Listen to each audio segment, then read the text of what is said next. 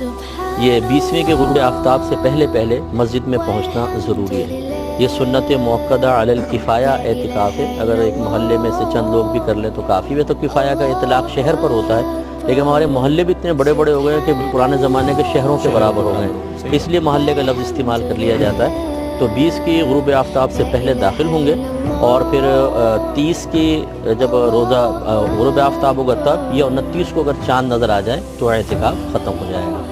اس میں عاقل اور مرد مسلمان ہونا شرط ہے، عورت ہونا یا بالغ ہونا شرط نہیں ہے۔ نابالغ بھی اعتکاف کر سکتا ہے اور بہنیں اپنے گھر میں اعتکاف کر سکتی ہیں۔